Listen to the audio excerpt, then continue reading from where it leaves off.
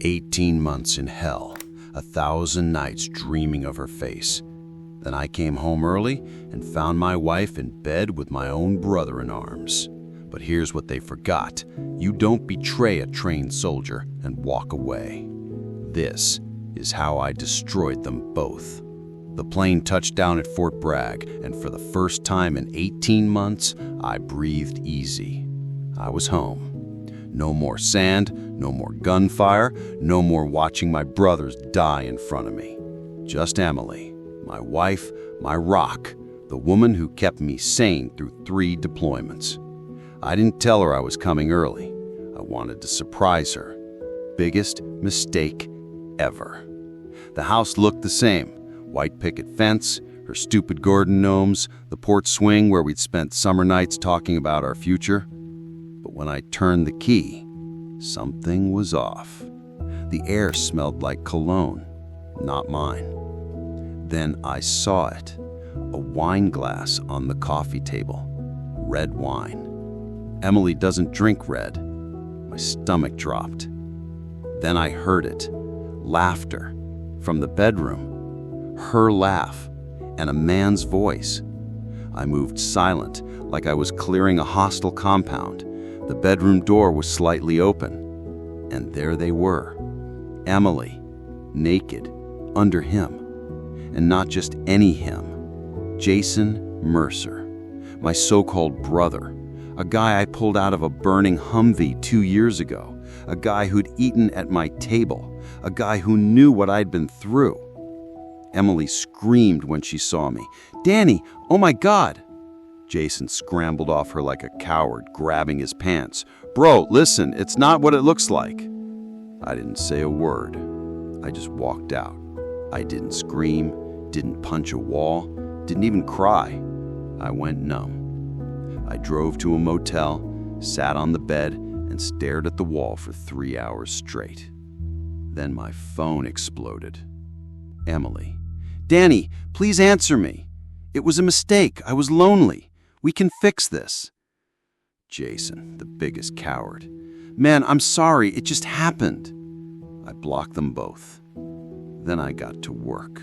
I'm Special Forces. We don't just react. We gather intel. I needed proof, not just of the affair, but of whatever shady shit Jason was into. Problem? Military records are locked down tighter than Fort Knox. That's when I called in one favor. Sergeant Vince Viper Kowalski, a cyber intel guy from my Ranger days, owed me after I dragged his bleeding ass through a minefield in Helmand. Me. "Need you to look at Mercer. Something's off." Viper chuckles. "Knew you'd call. Dude's been red flagged twice for lost morphine vials at the VA hospital." Viper dug up what I'd never find alone. Phantom prescriptions. Jason had been forging docs for Oxy 80s under vets' names. Supply room logs. 37 missing blister packs of Adderall, all signed out under his login. Text trail. Crude deals with a local dealer named Tiny, who was 6'5" and covered in prison ink. Worst part? Jason used our deployed buddies' identities to cover his tracks. Stole from guys who'd bled next to him. The smoking gun. Viper slid me a black and white security still. Jason in an alley behind the VFW, handing Tiny a Navy-issue medkit stuffed with pills. Me. "This is enough for Leavenworth." Viper, crunching chips. "Nah, man, this is enough for you to disappear him. But you're smarter than that." He was right. I wanted Jason broken, not dead. And Emily? She wasn't just sleeping with him. She was helping him hide the money. I didn't just want them caught. I wanted them destroyed. And I knew exactly how to do it. First, I needed proof. Something solid enough to bury them. I started tailing Jason. Followed him to a sketchy motel on the outskirts of town. Watched him hand off a duffel bag to some lowlife in a beat-up Charger. Drug deal. Perfect. I snapped photos with a burner phone, making sure to get his face, the license plate, everything. Then I hacked his email. Yeah, military cyber training? comes in handy. Turns out, Jason wasn't just small time. He was moving thousands of pills, Oxy, Adderall, even morphine stolen from VA hospitals. And Emily? She wasn't just cheating. She was laundering his cash.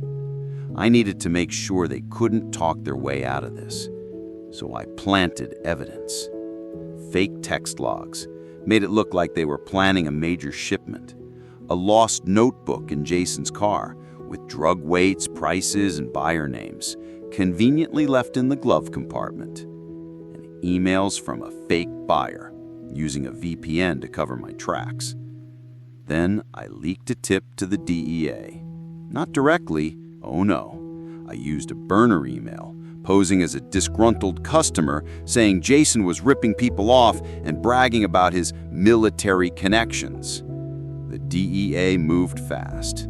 They put Jason under surveillance, and within 48 hours, they had enough for a raid. I made sure I had a front row seat.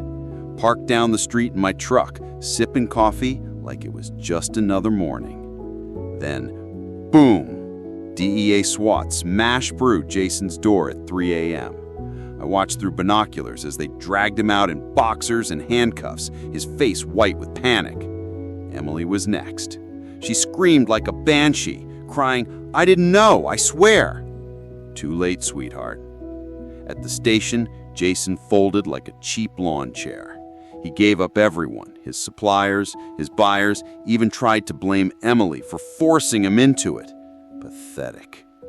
The evidence was overwhelming. Texts about drug deals, emails with suppliers, my planted ledger with handwritten notes, conveniently in Jason's handwriting, thanks to some forgery skills. By the time the lawyers got involved, it was game over. The months after the raid were satisfying. Jason tried to play tough guy in prison until his cellmate, a former Marine, recognized him from the news. Last I heard, he spends his days peeling potatoes in the kitchen, jumping at shadows. Emily served her 18 months, but her life was already over. Her family disowned her, her friends ghosted her, and last time she tried sliding into my DMs, left on red. While they rotted, I leveled up. Used my military benefits to finish my degree, criminal justice, ironic. Started a security consulting business with my squad buddies, even bought a lake house with the money from selling our old place. Then came the best part. I'm at a veterans charity gala, looking sharp in my dress blues, when I feel a tap on my shoulder. "Sergeant Carter?" I turn, and it's Sophia, the badass JAG lawyer who helped nail Jason. She's holding 2 whiskeys. "Heard you're single now, and that you owe me a drink for all those anonymous tips I pretended not to recognize." I clink her glass.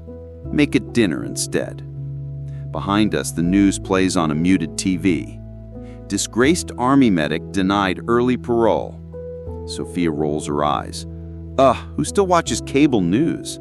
I laugh, toss back my drink, and never glance at the screen again. Text over Sunset Lakeview. Revenge is sweet, but living well, that's the real victory.